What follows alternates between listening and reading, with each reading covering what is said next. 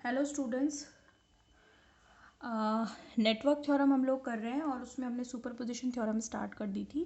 Superposition theorem के statement और उसके कुछ प्रोसीजर के हम लोग बात कर चुके थे। स्टेप फर्स्ट हम लोगों ने देख लिया था। स्टेप फर्स्ट में हमने दोनों सोर्सेस कनेक्टेड रखे थे और Z1 से फ्लो होने वाला करंट I1 फाइंड आउट कर लिया था और I1 इक्वेशन थर्ड से मुझे मिल गया था। समझ में आ गई। स्टेप सेकंड भी हम लोग कर चुके थे। स्टेप सेकंड में हमने क्या किया था, दूसरी वाला जो बैटरी है उसको हटा दिया था, उसकी जगह वायर कनेक्ट कर दिया था एक सीधा, इसको ये दिख रहा होगा आपको। और फिर मैंने इसी Z1 एलिमेंट में से जो फ्लो होने वाला करंट है उसको I1 डैश नाम दिया और वो वैल्यू भी हमने निकाल ली थी, क्योंकि यहाँ पर ये बैटरी से जाने वाला मेन करंट था तो इसमें कोई ज़्यादा दिक्कत नहीं हुई। मेन करंट जब हमें निकालना है तो टोटल वोल्टेज में इक्विवेलेंट रेजिस्टेंस से डिवाइड करना होता है। तो जो टोटल वोल्टेज है वो एक ही बैटरी है, उसी की वोल्टेज है E1 और उसको मैंने जो इक्विवेलेंट रेजिस्टेंस है उससे क्या कर दिया, डिवाइड कर दिया। इक्विवेलेंट रेजिस्टेंस कैसे निकलेगा, पहले ये देखोगे कि कौन सा सीरीज में कौन सा पैरेलल में है। ठीक है, सीरीज पैरेलल कैसे पता चलेगा, करंट से। यहाँ से ये करंट जाएगा तो इसमें तो इक्वली I1 डैश ही जाएगा, लेकिन इस जंक्शन पर आकर कुछ यहाँ डिवाइड होगा, कुछ यहाँ चला जाएगा।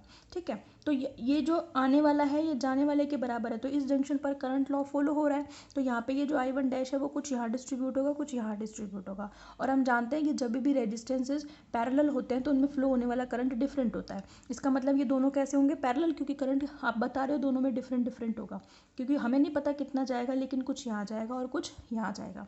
तो हमें पैरेलल जो रेजिस्टेंस कनेक्ट होते हैं तो उनका इक्विवेलेंट कैसे निकालते हैं, ऐसे निकालते हैं, वो भी मैंने बता दिया था। तो ये हमारा Z2 Z3 upon Z2 plus Z3 parallel that is connected in series in with this impedance. तो सीरीज में कैसे निकलता है, R1 प्लस R2 करके, R2 का मान तो ये वाला हो गया जो पैरेलल में है और Z1 ये हो गया। ठीक है, इतनी बात हमारी हो गई थी। फिर थर्ड स्टेप हम लोग कर रहे थे। थर्ड स्टेप में मैंने आपसे ये कहा था कि हमें निकालना है इसी Z1 में से फ्लो होने वाला करंट I1 डबल डैश। इसके लिए हमने क्या किया था, अब की बार E2 बैटरी तो कनेक्टेड थी, लेकिन E1 बैटरी को हमने रिप्लेस कर दिया विद इट्स इंटरनल इम्पीडेंस। ठीक है, इसको इसकी आंतरिक प्रतिबाधा से प्रतिस्थापित कर दिया। ठीक है, तो इसमें से फ्लो होने वाला करंट हमने कंसीडर कर लिया कि I1 डबल डैश फ्लो हो रहा है। लेकिन पिछले स्टेप यानी कि सेकंड स्टेप और थर्ड स्टेप में डिफरेंस ये है कि पिछले स्टेप में इससे फ्लो होने वाला करंट मेन करंट था, तो हमने टोटल वोल्टेज में इक्विवेलेंट इम्पीडेंस या तुल्य प्रतिरोध से डिवाइड कर दिया था। लेकिन यहाँ पे ऐसे पार नहीं पड़ेगी। ये रेजिस्टेंस, ये वाला जो करंट है निकालने के लिए हमें क्या करना पड़ेगा, ये वाला प्रोसेस यूज़ करना पड़ेगा जो भी मैंने आपको बता दिया था। ठीक है, और बाकी अपन आज इसको रिपीट करेंगे ही करेंगे। ठीक है, तो देखो, इसको करने से पहले आपको एक चीज़ पता होनी चाहिए। मैंने आपसे कहा था कि ये निकालने के लिए मुझे इन दोनों का रेशो पता होना चाहिए। रेशो पता होना, क्योंकि यहाँ से जो भी करंट आएगा टोटल करंट आएगा। अब पहले तो हम निकालेंगे टोटल करंट कितना है। जैसे हमने यहाँ पे निकाला था टोटल पैसे कितने हैं, पहले मुझे पता तो चले कि कितने करंट को डिस्ट्रीब्यूट करना है। समझ में आ गई। तो पहले मुझे पता तो चल, जैसे यहाँ पे मुझे पता था कि 1800 रुपये डिस्ट्रीब्यूट करना है राम और श्याम में, उनका रेशो निकाला, फिर मैंने 2 और 3। समझ में आ रही है। फिर इनका रेशो जब तक नहीं पता, जब तक इनका टोटल पैसा नहीं पता, तब तक हम राम और श्याम में पैसे नहीं बांट सकते। सेम वैसे ही जब तक मुझे नहीं पता चलेगा कि इस सोर्स से कितना करंट आ रहा है और उसके बाद इन दोनों का रेशो क्या है, तब तक मैं Z1 और Z3 में करंट डिस्ट्रीब्यूट नहीं कर सकती। हालांकि Z3 में मुझे चाहिए भी नहीं, लेकिन मुझे रेशो दोनों का ज़रूरी है। ठीक है, दोनों का रेशो ज़रूरी है। भाई राम के पैसे तभी तो निकलेंगे जब मुझे शाम का रेशो भी पता है, तभी तो मैंने यहाँ पे टोटल रेशो काम में लिया ना, 5 काम में लिया है। तो मुझे ये ज़रूर पता होना चाहिए कि Z3 में जो करंट जा रहा है उसका अनुपात कितना है। ठीक है, तो पहले उसके लिए एक बात का हमेशा ध्यान रखो कि जब भी दो रेजिस्टेंस पैरेलल में कनेक्ट होते हैं तो उनमें करंट का डिवाइडेशन कैसे होता है, कौन से सिस्टम से या कौन सी थ्योरी से होता है। मेरी बात ध्यान से सुनो। जब भी दो रेजिस्टेंस है ना, या इम्पीडेंस जो भी आप कहते हो, प्रतिरोध जो भी कहते हो, पैरेलल में कनेक्ट होंगे तो करंट का डिस्ट्रीब्यूशन जो होता है ना, वो उनके प्रतिरोधों के व्युत्क्रमानुपाती होता है। मेरी बात सुनिए आपने कि यदि कोई दो प्रतिरोध परस्पर समांतर जुड़े हुए हैं तो धाराओं का अनुपात उनके प्रतिरोधों के अनुपातों के व्युत्क्रमानुपाती होता है। समझ में आ गई। ठीक है, मैं इसको लिख देती हूँ यहाँ पे तो आपको और अच्छी तरह से समझ में आ जाएगी। फिर हम अप्लाई करेंगे तो आपको वो चीज़ 100% समझ में आ जाएगी। मैंने क्या बोला, when two resistances, ये आपकी नॉलेज के लिए, पेपर में आप इसे लिखो मत लिखो कोई फ़र्क नहीं पड़ता। when two resistances are connected, ये आपको कहीं नहीं मिलेगा, ये और है आपको बुक में कहीं नहीं मिलेगा ये लिखा हुआ, बुक में सीधा आपको सॉल्व करके दिखा रखा है, ठीक है। तो इसीलिए तो टीचर फिर होता किस लिए, टीचर इसीलिए तो होता है गाइड करने के लिए। जो चीज़ें बुक गाइड नहीं कर पा रही हैं वो चीज़ फिर टीचर गाइड करेगा। टीचर ने कहीं और से पढ़ा है, उसको कहीं और से नॉलेज मिली है, मुझे पहले से पता है, मुझे ये चीज़ first year second year third year में क्लियर हो गई थी, आपकी तरह ही आपके टाइम पे क्लियर की थी, हमारे टीचर्स ने क्लियर की थी, ठीक है। तो टीचर होते इसलिए हैं कि जो चीज़ बुक में नहीं है, अदरवाइज तो फिर टीचर की ज़रूरत ही क्या थी, बुक ले लो, बुक में से पढ़ो, ठीक है। तो when two resistances are connected in parallel then ratio of currents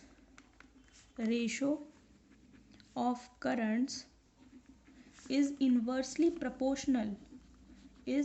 inversely proportional to their resistances यानी कि हिंदी में बोल रही हूँ, हिंदी वाले लिख लेना, ठीक है। दोनों तो लैंग्वेज में नहीं लिख सकती मैं, टाइम बहुत जाएगा, लिख तो मैं दोनों में दूंगी, ठीक है। क्या होगा कि जब दो प्रतिरोध परस्पर समांतर क्रम में जुड़े हों तो धाराओं का अनुपात उनके प्रतिरोधों के अनुपात का व्युत्क्रमानुपाती होगा, टू देयर रेजिस्टेंसेज रेशो, यानी कि उनके प्रतिरोधों के अनुपात का कैसा होगा, व्युत्क्रमानुपाती। जैसे अगर इसमें से फ्लो होने वाला करंट I1 डबल डैश है तो मैं कंसीडर कर लेती हूँ कि इसमें से फ्लो होने वाला करंट I3 डबल डैश है, ठीक है। देयरफॉर आप क्या लिखोगे, I1 double dash divided by I3 double dash, वो पता है क्या होगा, व्युत्क्रमानुपाती। इसका प्रतिरोध कितना है, Z1, तो Z1 ले लेना आपको, ऊपर Z3 लेना है और नीचे तभी तो व्युत्क्रमानुपाती होगा। ये देखो ना, I1 dash double dash is inversely proportional to प्रतिरोध, और उनके प्रतिरोधों के, इनका प्रतिरोध कैसा है, I1 वाले का तो Z1 है और I3 वाले का Z3 है, तो व्युत्क्रमानुपाती है कि नहीं है।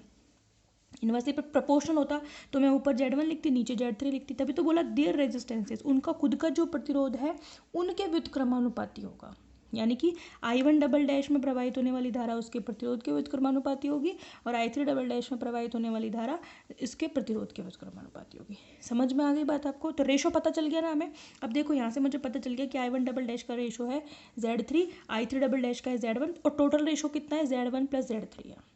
समझ में आ गई। मुझे क्या चाहिए, मुझे चाहिए राम को कितने पैसे मिले, मतलब ये I1 डबल डैश चाहिए, तो मुझे राम का रेशो, ठीक है, divided by Ram plus Shyam का रेशो, यानी कि इसमें फ्लो होने वाला करंट Z3, दोनों का रेशो का total Z1 plus Z3 into total पैसे, यानी कि इनटू टोटल करंट और चाहिए मुझे, तो मेरा काम हो जाएगा। तो हम यहाँ पे क्या निकालेंगे, पहले टोटल करंट।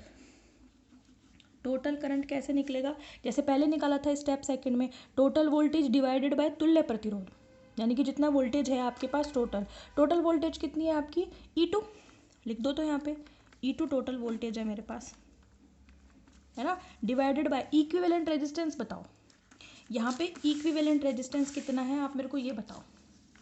इक्विवेलेंट कैसे निकालेंगे, पता होना चाहिए कौन सा सीरीज में कौन सा पैरेलल में। देखो यहाँ से करंट जाएगा, यहाँ डिस्ट्रीब्यूट होगा और यहाँ डिस्ट्रीब्यूट होगा, तो ये दोनों पैरेलल में हो गए और उसके साथ सीरीज में ये हो गया, तो क्या आ जाएगा equivalent resistance, Z2 plus Z1 Z3 upon Z1 plus Z3 आ गया। ये तो इन दोनों का, ये वाला तो इन दोनों का पैरेलल में इक्विवेलेंट हो गया, फिर वो सीरीज में किसके साथ है, Z2 के साथ। समझ में आ गई, तो ये टोटल करंट आ गया, ठीक है। तो हम क्या निकालेंगे, therefore current flow in Z1 resistance कितना आएगा वो निकाल लेते हैं, अब तो हमारा काम हो गया।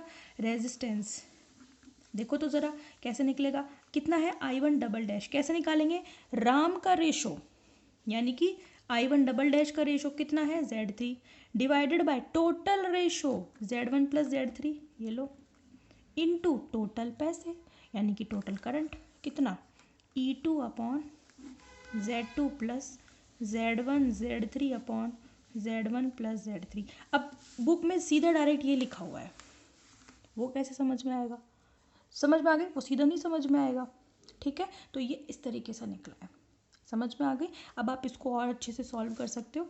देखो यहाँ पे आप इसका एलसीएम लोगे, क्योंकि आपको दिख रहा है यहाँ पे Z1 प्लस Z3, अगर ये Z1 प्लस Z3 ऊपर चला जाए तो ये कैंसिल हो जाए, तो कुछ तो हल्का दिखेगी। तो देखो एलसीएम ले लो, इसका एलसीएम लोगे तो क्या मिलेगा आपको, देखो E2 Z3 अपॉन एलसीएम लोगे तो ये ऊपर जाएगा, ऊपर जाके ये से कटेगा, एलसीएम कैसे जाएगा, ये Z1 प्लस Z3 इसके साथ आएगा, यानी कि मल्टीप्लाई कर दो Z2 Z1 plus Z2 Z3 plus Z1 Z3, मिल गया। तो आपको क्या मिल गया, I1 डबल डैश की वैल्यू भी मिल गई।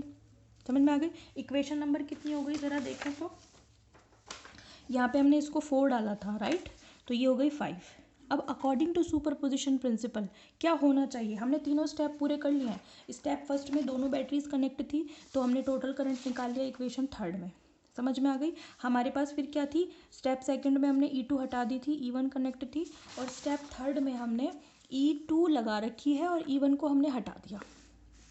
समझ में आ गई बात, उससे हमने करंट भी निकाल लिया इक्वेशन नंबर 5 में। अब according to superposition principle step first में जो करंट मिला है वो इक्वल्स टू होना चाहिए स्टेप सेकंड में जो करंट मिला है प्लस स्टेप थर्ड में जो करंट मिला है, यानी कि I1 आना चाहिए is equals to I1 dash plus I1 double dash के।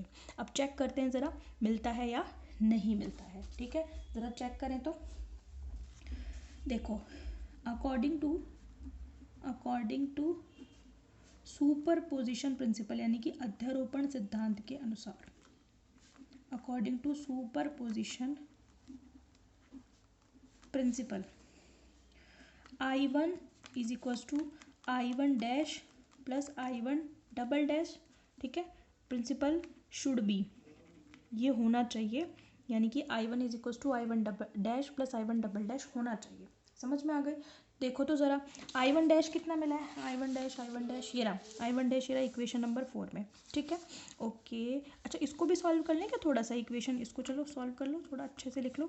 ये ऊपर चला जाएगा E1 Z1 plus Z2 plus Z3, और नीचे देखो ये एलसीएम ले लो इसका, Z1 Z2 plus Z1 Z3 plus Z2 Z3, सही है। इसको डालो फिर इक्वेशन नंबर 4, समझ में आ गई। वो कुछ नहीं, मैंने एलसीएम लेकर के उसको ऊपर लेकर के गई हूँ, ठीक है। देखो I1 डैश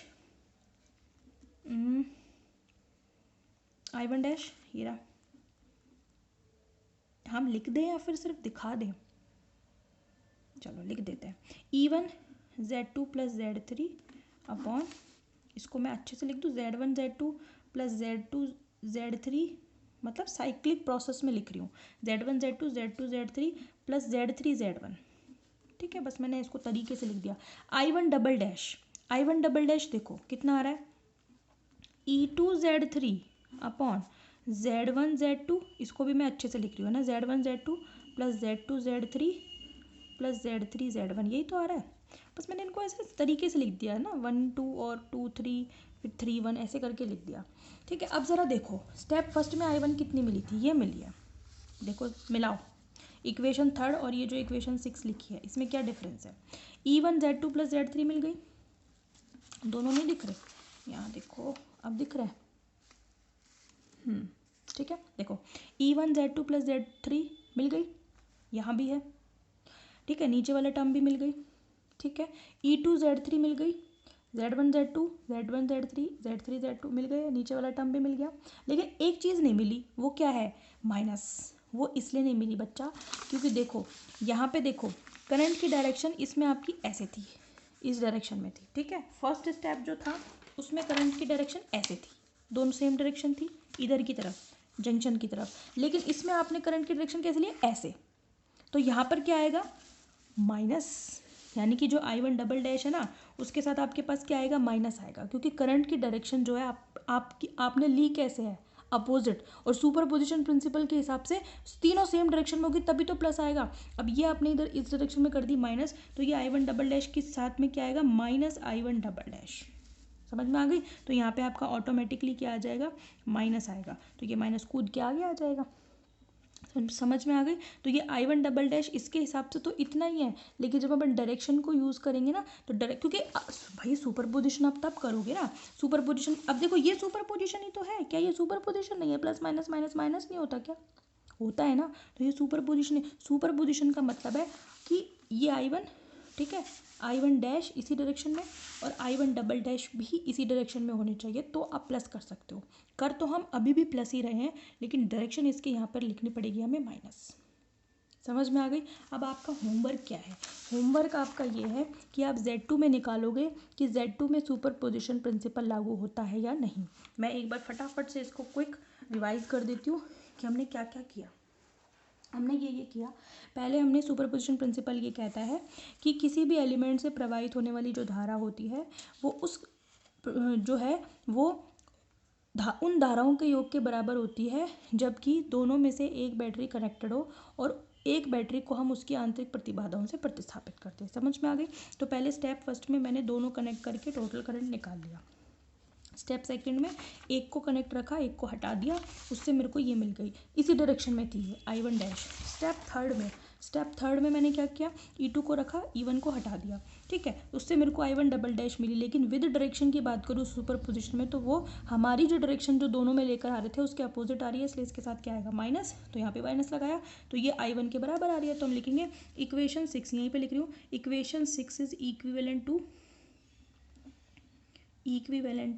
इक्वेशन कौन सी, थर्ड।